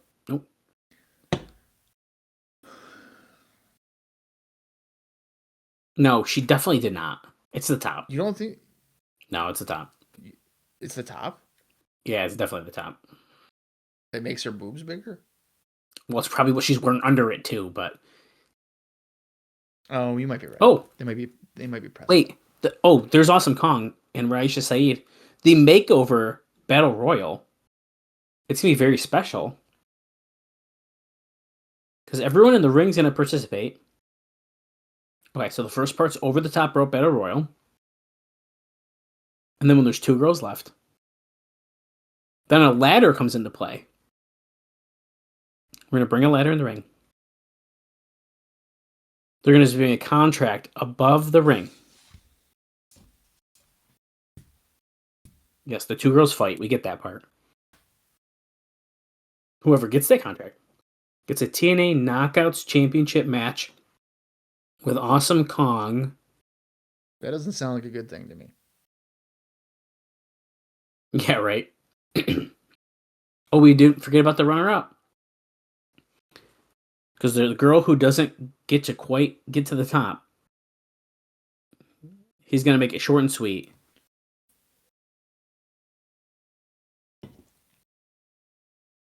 Okay, come on, Cornette. The runner-up is going to get a little makeover. I know what you young people like. We know who your idol is, especially you bimbos, he says to Velvet and Angelina. That's not right. Oh, a Britney Spears style makeover. And remember the year we're in. The runner-up, the girl who can't quite climb the ladder. And that's because the runner-up will be getting her head shaved in the middle of the ring. Wow. Okay, so Dallas, if you were in this match, just don't even be in the final part of it.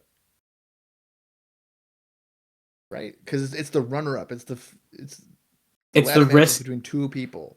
Risk versus reward. Yes, yeah, it's not worth it. Because even if I win and I have to fight Awesome Kong, I'm still likely going to get my ass kicked. And if I don't win that, then I have to get my head shaved. Now, I don't know what... Worth it. We're with Booker and Sting in the back with Lauren. And she is kind of bland talking to these 2 right now. But anyway, apparently the television angle where Cornette talks to all the women complaining, which is what we just saw here, was a half shoot message from management to the women. And now the plan is for one of them to get their head shaved almost completely bald as advertised. What is the message to the women? I don't really know. I feel like the women are doing just fine, and also apparently draw the highest rated segment. So I'm not really sure what that's supposed to mean. Well, I wonder if they're getting if they're getting big heads or something. Pay Could us be. like the boys because we're bringing in the ratings. Well, don't worry. Everyone only gets paid $50 here, so it shouldn't be an issue. That's right. A lot of them have waitressing jobs in the surrounding Orlando area. Is that during this time that's a thing? Yeah. The girl that you just mentioned, Taylor Wilde, I believe. Oh yes, she was actively working at Hooters as well, as being like a prominent person on television. Could you imagine like Trish Stratus having to work at Applebee's while being like the women's champion in WWE? Bob would be constantly getting her a 2 for 25. Oh my god, I'd be there every fucking day. Every day. Like, oh, Here comes Trish, Robert Roode. Yep. No longer has Peyton Banks because she is fired. Oh yeah, she's donezo.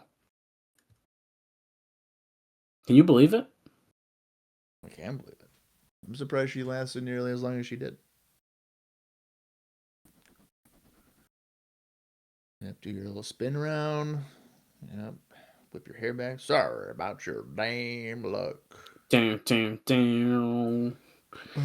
Bow, bow, bow. See, now I'm kind of disappointed with this because the impression I was getting from last week's episode was that it was going to be Sting versus Booker T. I think we're slow burning to that. That feels more like let's build for that for Slammiversary. Yeah, but I'd rather just like do it. You know? No, we need the Deuces Wild Tournament. We don't have time for big singles matches, Bob. Well, speaking of Booker T, yeah, give it to me right now. You know, put it on Explosion. Booker's coming out right now. So there's a show in Pasadena, Texas, being promoted by Booker T on May 23rd, and there's a pretty big name that is scheduled to be appearing at that show, and that would be Bobby Lashley. Now, Booker T and Kurt Angle are trying to recruit him into TNA. Lashley is expected to make it clear in the first week of May after his contractual obligations to WWE have expired whether he's headed to TNA or MMA. And Kurt Angle says, why not both? Well, that is a valid question, I guess. What's your favorite Bobby Lashley match up to now, here in 2008? Oh, up to now? Yeah. I don't think I have one. Oh.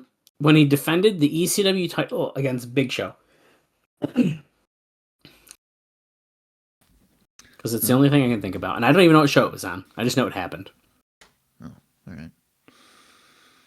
What about you? That's a really good question. I'm going to say against Simon Dean at No Mercy 2005. Okay. Simon Dean was kind of funny. Because he shoved, what was it, like 100 hamburgers down his throat? Yeah. Yeah, that was good. I think I don't really become a fan of Bobby Lashley for a decent amount of time longer. Yeah, that's probably what everybody would say. I do like Bobby Lashley, and I think the only reason why I like Bobby Lashley is because he reminds me of a super inflated version of Virgil. Oh my god. But he has considerably more talent than... Way more. Yeah, once he I don't know what year it is, I guess, though. When do I become a Bobby Lashley fan? It's got when he arrives in TNA. No, it's usually your trademark move here. No, because I didn't like him when he arrives in TNA, because I know when that is. Oh. Well, it is in our timeline. Correct, but I don't become a fan, I think, until after our timeline by a decent amount. So it'd be just the second time he comes in? Yeah, the second time. I like him the second time.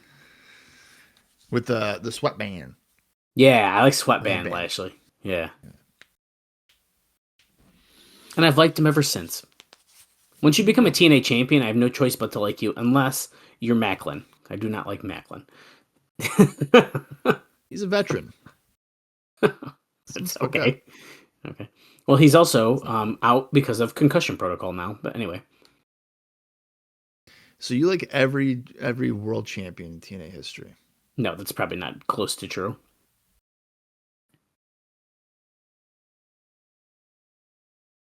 I'm trying to think of like a really outrageous one. I can't even think of one. That's Sting, like really and punches. What?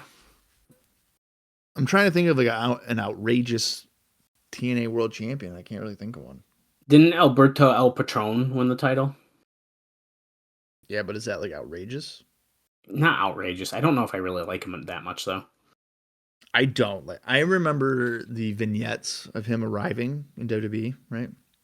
Oh God. I was like, oh, okay, so this is basically like a Latin Ted DiBiase, right? That's pretty much yeah. I guess it kind of was like that, huh? And I was like, oh, well, I like Ted, like $1 Million Man. That was pretty good. And I saw Del Rio wrestle, and I was like, well, that was not good. And then he, I think, proceeded to wrestle Rey Mysterio Jr. maybe 75 consecutive times. Yeah. And I was like, if you're having not great matches with Rey Mysterio, right, there might be something wrong. Booker and Robert Roode are going at it in the ring, by the way.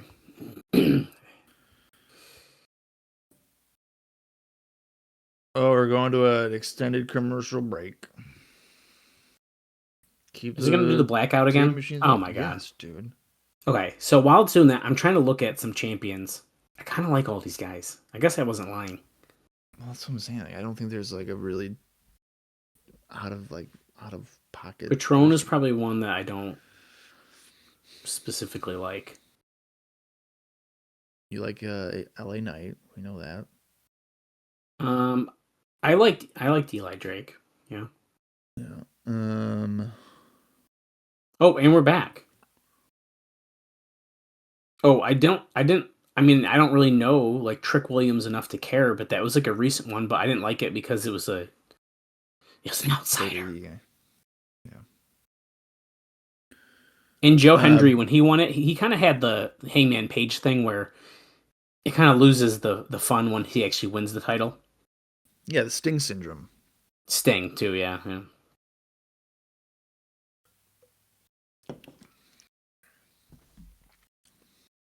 Bram was never the champion, right? No. One of my favorite clips ever is when he gets the year wrong. Oh my God. Wasn't he like 10 years off when he misspoke? Hey, sometimes it happens. No, I know. It was just funny.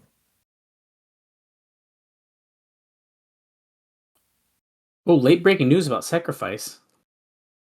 Call TNA or text TNA Mobile. Oh my God, it is a TNA Mobile ad. 76,000, dude. Well, that's where you can get all the standard details. Messaging rates will likely apply. Yeah, they definitely will. Yeah.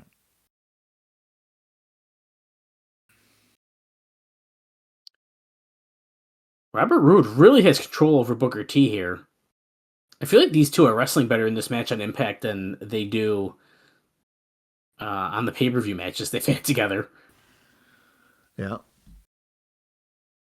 That's really interesting thing to point out because I don't know if I necessarily put it together that these guys have been feuding for months. Yeah.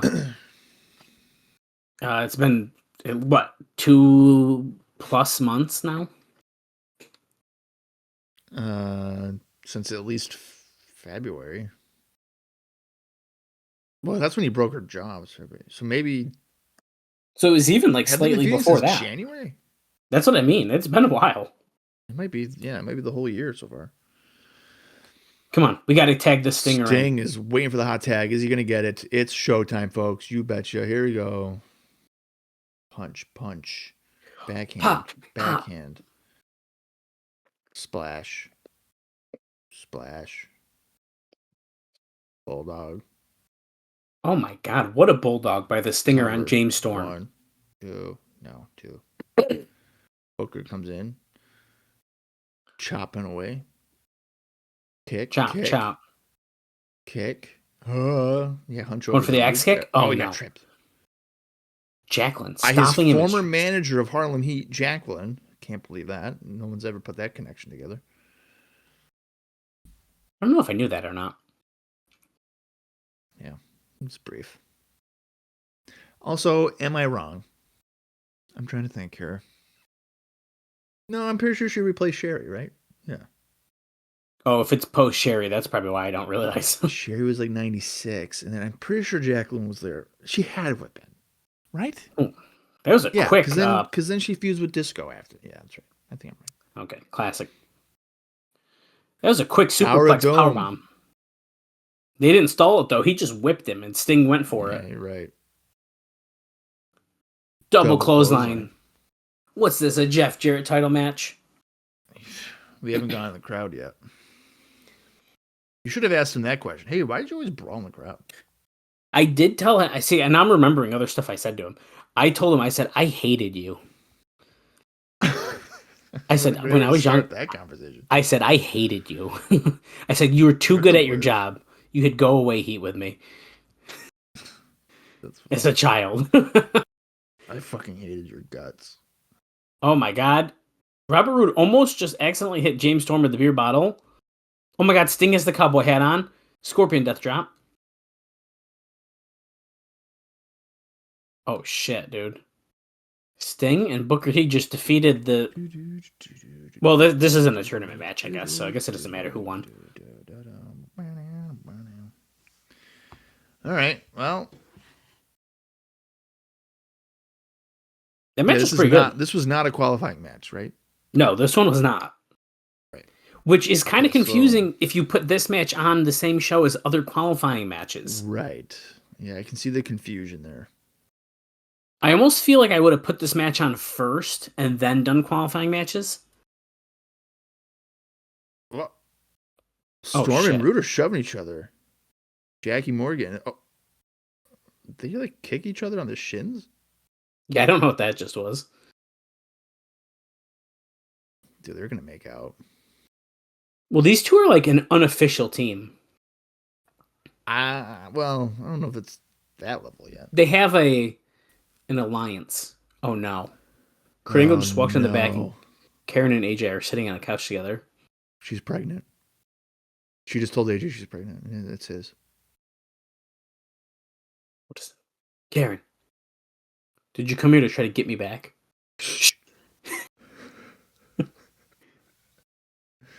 Karen get a boob job too, or is it just the bras there in the impact zone? It's the bra. Yes, it's the impact bras. He just goes, "What? As long as there's a me and Joe, there can't be a me and you." What in the world? Shh. Styles, you better watch yourself.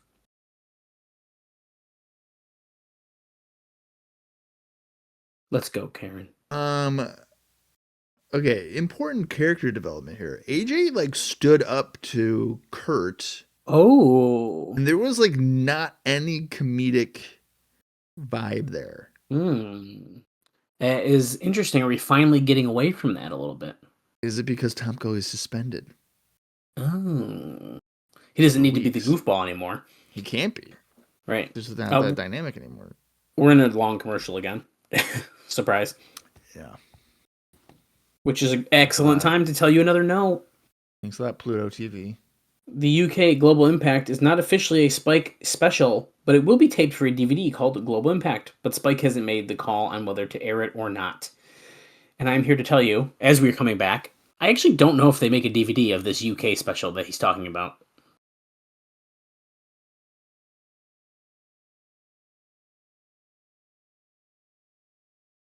What the heck? He's rolling something up to keep it under wraps. Lauren's with Jim Cornette.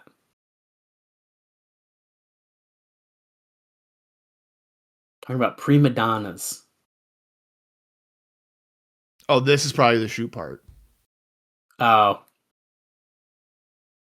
Okay. I thought it was actually about the other segment we saw where he went in the women's locker room last week and was yelling at him.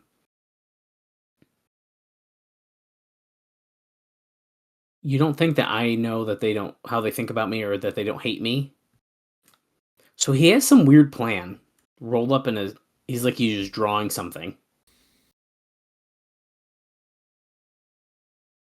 Someone stole a quart of strawberries out of my office fridge.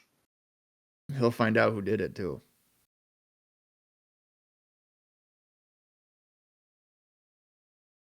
No. This... Oh, I know what he's doing.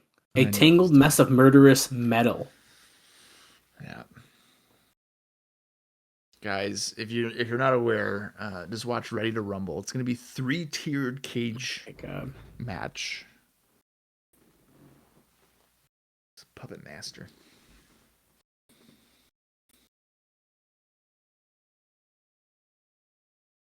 Evil. Lord, I'm not evil.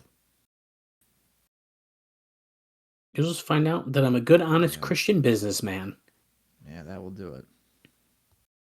Like, then he, like, Cornette, like, drew it on a piece of paper. He's like, yes, I got my idea here. Well, it's just like Don Callis when he drew the Ultimate X. Well, right. Okay, we're doing our breakdown here. No one can question the focus of the challenger or champion. Kurt Angle invokes automatic rematch clause against Samoa Joe. And Scott Steiner faces the winner of this match at Sacrifice. And Bob, as these guys are making their entrance, I have one final note for you, and it's actually about both of these men, because they worked a title match against each other for Northeast Wrestling on April 18th in Newburgh, New York, near Poughkeepsie. They drew a sellout of 1,600 fans and turned hundreds away. Joe won that match via choke submission. And also, a fun little tidbit is that during the show, Roddy Piper was there and did a Piper's Pit with Samoa Joe. They also did the first of what you knew would happen with Awesome Kong against a male wrestler. In this case, it was Kurt Adonis. Kong worked 3 matches on the show, also with Velvet Sky and Roxy Laveau. And of course, Kong went over in all of those matches. Yeah, so I have definitely reviewed that show for wrestling recaps. So let me... The 18th, you said? Yeah, it has to be the 18th. Yes. Spring Slam 2008. I actually reviewed that show 6 months ago. Oh, wow. And I want to say... Yeah, so Awesome Kong, as you mentioned, was a gauntlet. It was Adonis, Roxy Cotton, and Talia Madison, which is Velvet Sky.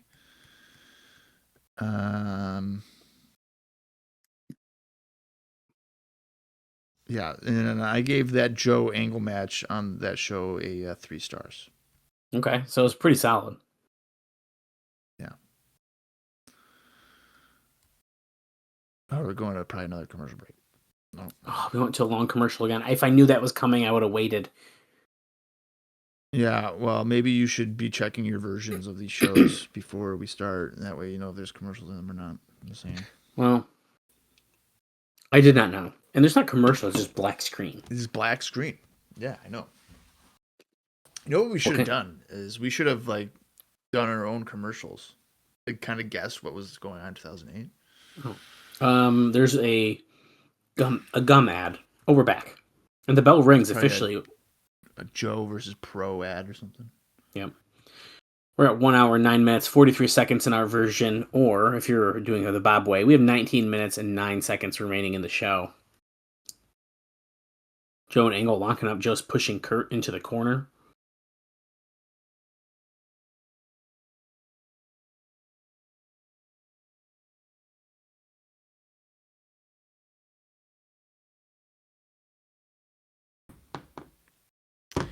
All right. I just tweeted Coach. I cannot wait to get blocked. So. Oh, no. Bob has been racking up more block list members to his epic Hall of Fame block list. Well, coach has said that he never brings up Meltzer. Right? You listened. You watched the show. Right. Right. Well, 34 minutes ago, he tagged Dave Meltzer in a tweet. So I feel like that's bringing him up. It is bringing him up. Yeah. And I'm going to go onto his feed here. I'm going to type in Meltzer. How many times does he bring him up? Let's see. I can only It imagine. says none. But that can't be right. Kurt's kind of got the upper hand. Or sorry, Samoa Joe's got the upper hand on Kurt. Kurt looked like he was holding his rib on the ground, and as noted, he is injured at this. I think for this taping. Mm-hmm.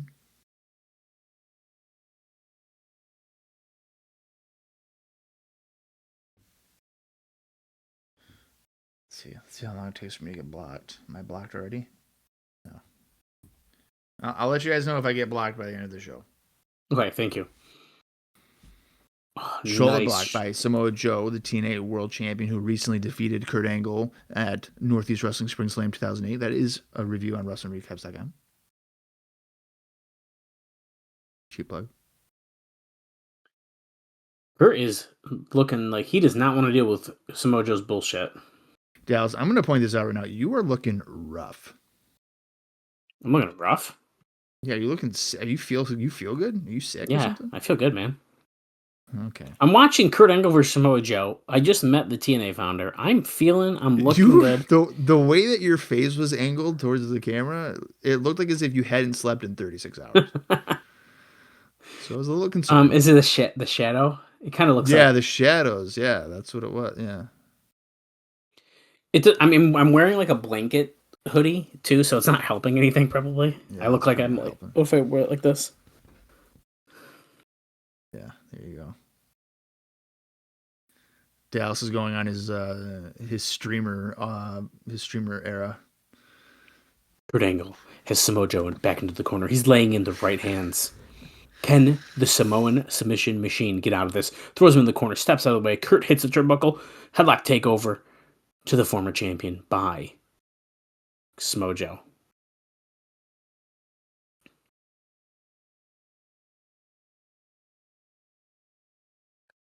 I like that there's just a small girl or an older girl with a small girl voice just screeching in the background during this match. Earl Hebner is the referee. He's trying to break these two up.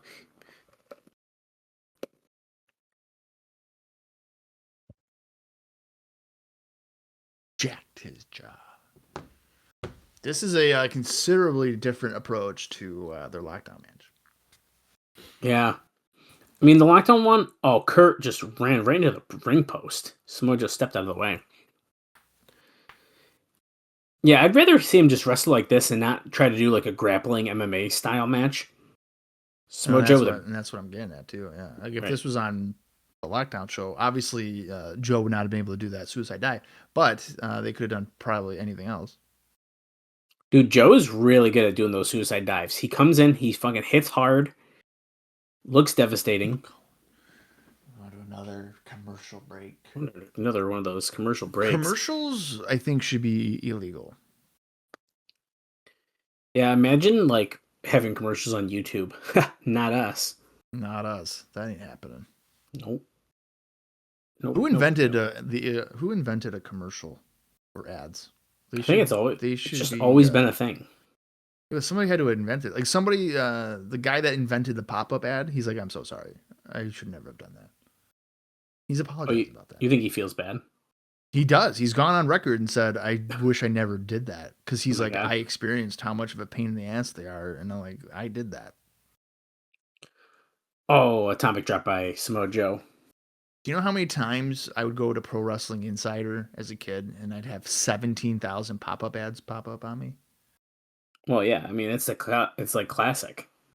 Yeah. Well, it sucked. Oh, this was during commercial, I believe. Boom. Kick to the chin. My Safari browser. What'd you say? It would freeze my browser. Safari. Oh, classic. Yeah. Internet Explorer. Okay, you're dating yourself. What? You didn't use Internet Explorer? Yeah, I did. For a little That's what I while. thought. And then I Yeah. grew up. Yeah. Didn't you have dial-up internet too? I don't know if I did have dial-up, to be honest. I could be wrong, though. I don't remember that part of early internet days, really. I think I had dial-up internet up until like 2008. There's no way. I think so. For sure. I did not get wireless internet in my household until 2013. Prior to that, I was stealing it from the school. Oh, yeah. Samoa Joe was trying to lock an angle- armbar. I had to angle my computer a certain direction, and then I would get the connection. That's awesome. Yeah. It's a good time. Can Samoa Joe make Kurt Angle tap out if he gets this armbar locked in? But no, Angle is able to get the rope, so Joe is being forced to break.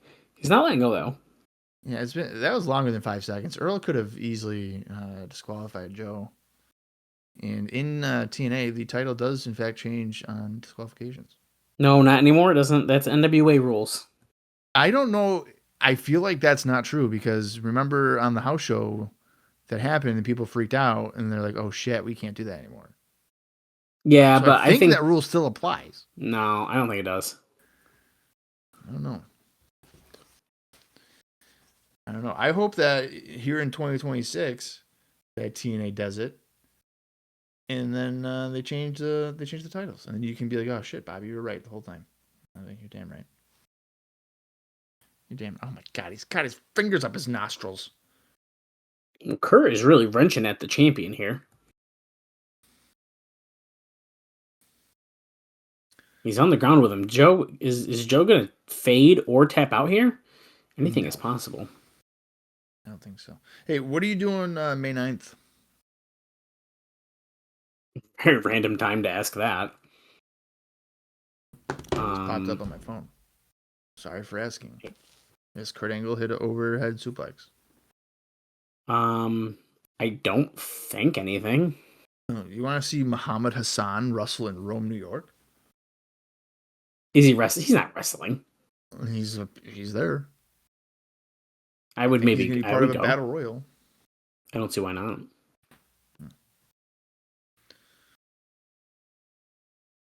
A lot of headlocks going on. This feels like 1984 WWF right now. Well, then you should be really into this right now.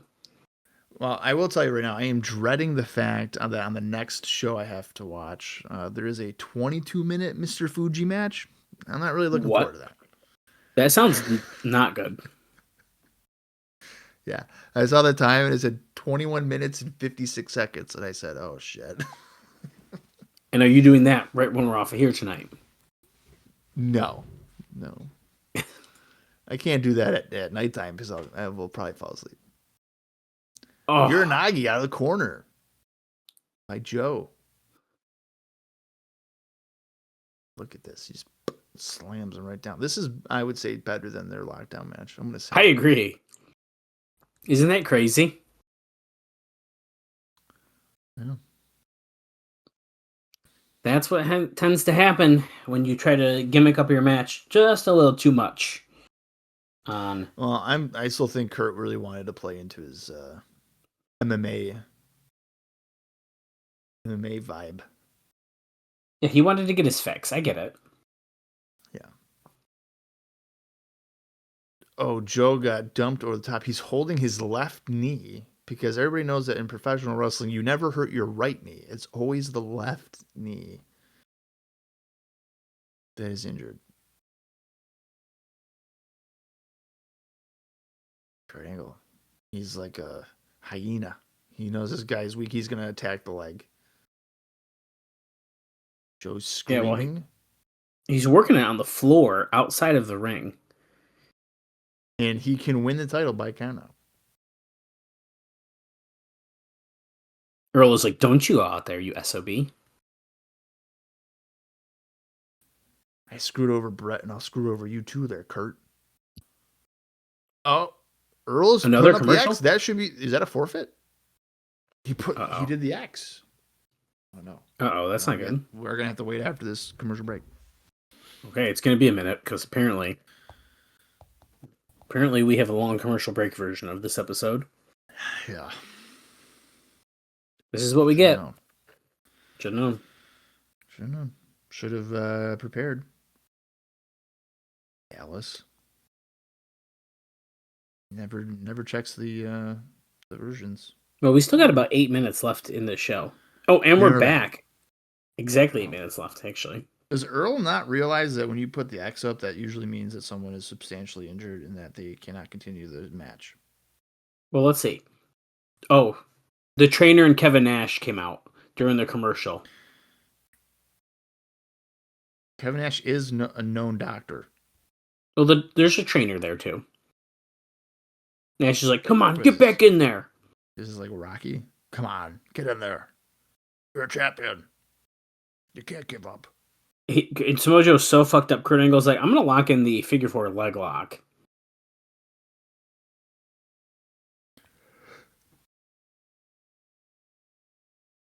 He knew the right words to say.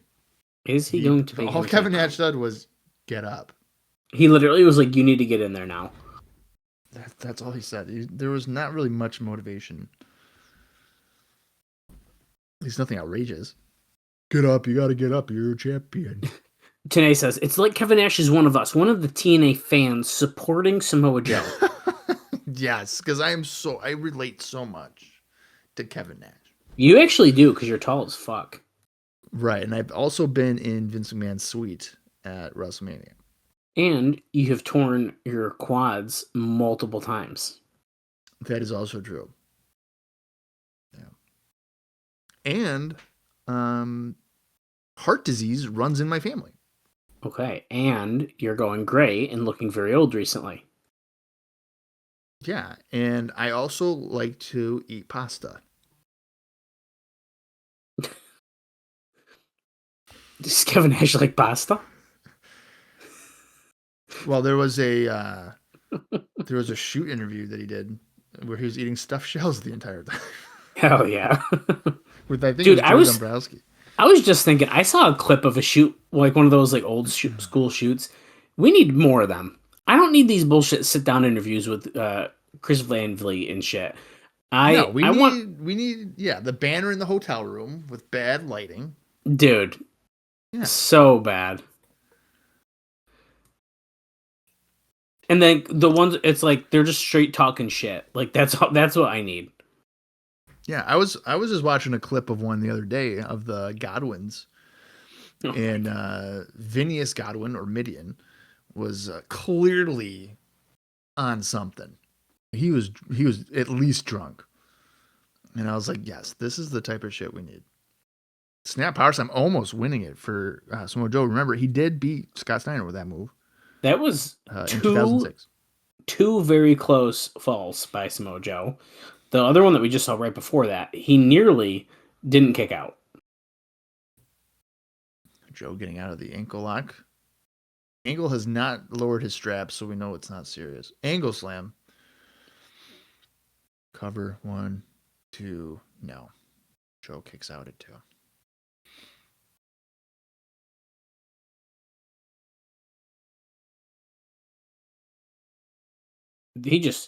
He just can't get the proper speed behind it. Uh-oh, high risk. Moonsault. Top rope moonsault. Missed it. He almost never hits that, I feel like. Yeah, that's a really good point. It looks really good. It was a great moonsault. But how do you think he's like, oh, they want me to miss the moonsault again? No, I think that's something he would do. Joe rolls through, gets in the coquina clutch briefly, but Angle slips out, goes under, grabs the ankle. Strap is still not down.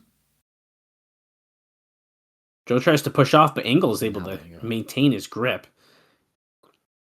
Drop down, Kurt. If you know that like 90% of the time if you drop down you win, why don't you just drop down every time?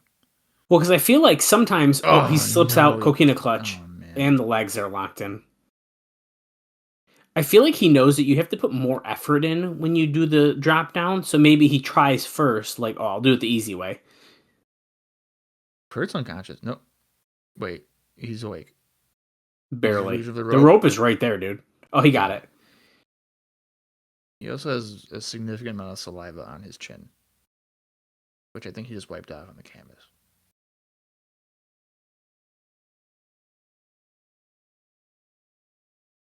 Let's see. Is he gonna? Oh, muscle buster potentially.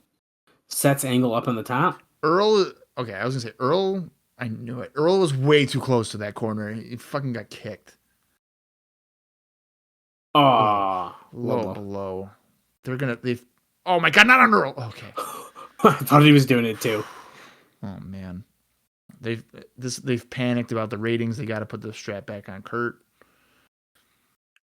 Kurt is trying to revive Earl by slamming him face first onto the mat. I don't think that's going to really get anything done. Well, and the straps are down.